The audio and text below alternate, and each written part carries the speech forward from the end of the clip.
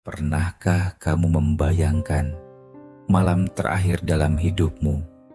Kamu tertidur di kasur yang sama, di kamar yang sama, bersama orang-orang yang kau cintai. Tapi malam itu berbeda. Tiba-tiba dadamu sesak, nafasmu berat, mata tak lagi mampu menatap jelas. Telingamu hanya mendengar samar. Dan di hadapanmu berdiri sosok yang tak pernah kau bayangkan sebelumnya, malaikat maut. Saat itu kamu tahu, waktumu sudah habis. Rasulullah bersabda, sakaratul maut itu lebih sakit daripada 100 tebasan pedang. Bayangkan, rasa sakit itu, ruh ditarik dari setiap urat, dari ujung rambut, dari setiap tulang, dari setiap pembuluh darah. Keringat dingin bercucuran, bibirmu bergetar, lidahmu keluh. Kamu ingin meminta tolong, tapi suara tak lagi keluar. Di sekelilingmu mungkin ada keluarga, tapi mereka hanya bisa menangis. Tidak ada satupun yang mampu menahan ruhmu agar tetap tinggal. Yang bisa kamu lakukan hanyalah menunggu. Menunggu ruh itu dicabut perlahan, atau ditarik dengan paksa. Jika engkau beriman, maka malaikat turun dengan wajah yang teduh, membawa kain putih dan wangi surga. Ia berkata dengan suara lembut, "Wahai jiwa yang tenang, keluarlah menuju rahmat dan ridha Allah." Ruhmu keluar bagaikan tetesan air dari kendi, ringan, damai, penuh cahaya. Malaikat menyambutmu, menyebut namamu dengan penuh kehormatan. Di langit, pintu-pintu terbuka, dan Allah memerintahkan. Tuliskan namanya di dalam Illiyin, lalu kembalikan ia ke bumi. Tapi, jika engkau ingkar, ruhmu akan dicabut dengan keras, bagaikan besi berduri ditarik dari bulu domba yang basah. Malaikat maut berkata dengan suara menggelegar, "Wahai jiwa yang busuk, keluarlah menuju murka Allah dan azabnya." Ruhmu tersiksa, ditarik paksa, lalu dibungkus dengan kain kasar berbau neraka. Setiap malaikat yang kau lewati melaknatmu. Pintu-pintu langit menolak kedatanganmu. Allah berfirman, "Tuliskan namanya di dalam sijin, lalu kembalikan ia ke bumi." Ruh itu pun dilempar dengan keras, masuk kembali ke jasadnya. Tak lama, 2 malaikat mendatangimu di kubur. Suara mereka mengguncang, wajah mereka menakutkan. Mereka bertanya dengan tegas, "Siapa Tuhanmu? Apa agamamu? Siapa nabimu?" Bagi mukmin yang kokoh, Allah kuatkan lidahnya, sehingga ia menjawab dengan tenang, "Rabbku Allah, agamaku Islam, Nabiku Muhammad Sallallahu Alaihi Wasallam." Kuburnya pun lapang, penuh cahaya, dan dibukakan pintu menuju surga. Namun, bagi orang yang lalai, lidahnya terkunci. Ia hanya menjawab, aku tidak tahu." Kuburnya disempitkan hingga hancur tulang-tulangnya, dipenuhi kegelapan dan azab yang pedih. Saudaraku, kematian itu bukan jauh. Ia lebih dekat dari nadi di lehermu. Hari ini kita masih bisa bernapas, makan, tertawa. Tapi siapa yang menjamin malam ini bukan malam terakhir kita? Saat malaikat maut datang, apa yang akan ia katakan padamu? "Wahai jiwa yang tenang, keluarlah menuju rahmat Allah." Ataukah, "Wahai jiwa yang busuk, keluarlah menuju murka Allah." Semoga ketika ajal itu datang, kita termasuk yang disambut dengan cahaya, bukan dengan kegelapan.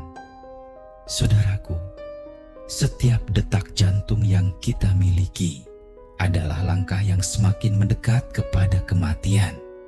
Hari ini kita masih bisa tertawa, makan, bercengkrama dengan keluarga. Tapi siapa yang menjamin bahwa malam ini bukan malam terakhir kita di dunia? Ketika malaikat maut datang menjemput, apa yang akan ia katakan kepada kita? Apakah, wahai jiwa yang tenang, keluarlah menuju rahmat Allah? Atau justru, wahai jiwa yang busuk, keluarlah menuju murka Allah? Setelah dicabut, jiwa manusia dibawa ke alam barzakh, alam penantian antara dunia dan akhirat. Disinilah manusia menunggu hari kiamat. Bagi orang beriman, kuburnya terbentang sejauh mata memandang. Datanglah seseorang berwajah rupawan, harum dan menyejukkan hati. Roh itu bertanya, "Siapakah engkau?" Ia menjawab, "Akulah amal solehmu, dan aku akan menyertaimu hingga hari kiamat." Bagi para pendosa dan kafir, kubur mereka disempitkan hingga tulang-tulang mereka remuk. Lalu muncullah sosok mengerikan berwajah hitam dan berbau busuk. Roh itu bertanya dengan ketakutan, "Siapakah kamu?" Ia menjawab, "Akulah amal-amal burukmu, akulah temanmu hingga hari kiamat." Dalam sebuah hadis, Nabi SAW menjelaskan bahwa arwah para syuhada berada di perut burung-burung hijau yang terbang bebas di surga, menikmati rezeki Allah hingga hari kiamat tiba. Sementara arwah orang-orang kafir atau munafik terikat di penjara barzakh, merasakan siksaan kubur yang pedih. Allah berfirman, "Dan di hadapan mereka ada dinding sampai hari mereka dibangkitkan." Quran Surat Al-Mu'minun 100. Ketika hari kiamat tiba, jiwa dikembalikan ke jasad. Seseorang dibangkitkan sesuai dengan amalnya. Jiwa yang tenang akan mendengar seruan, "Hai jiwa yang tenang, kembalilah kepada Tuhanmu dengan hati yang penuh keridaan dan keridaan. Masuklah ke dalam surgaku." Quran Surat Al-Fajr 27-30. Namun jiwa yang penuh dosa akan terseret dalam keadaan hina, bangkit dalam keadaan buta, tuli, dan bisu. Perjalanan ruh adalah pengingat bahwa dunia hanya singgah sebentar. Amal salih yang kita lakukan hari ini akan menjadi teman setia di kubur, sedangkan dosa akan menjadi musuh yang mengerikan. Maka, sebelum ruh kita dipanggil, sebelum mata terpejam untuk terakhir kalinya, mari perbanyak taubat, amal syalih, zikir, dan sedekah, agar kelak ruh kita disambut dengan cahaya dan rahmat Allah. Semoga Allah menjadikan kita termasuk hamba yang disambut dengan cahaya, bukan dengan kegelapan. Mari kita perbanyak taubat, zikir, salawat, dan amal syalih, karena hanya itu yang akan menemani kita di alam kubur. Saudaraku, kematian itu pasti datang. Bekal yang kita bawa bukan harta, bukan keluarga, tapi amal syalih yang kita tinggalkan.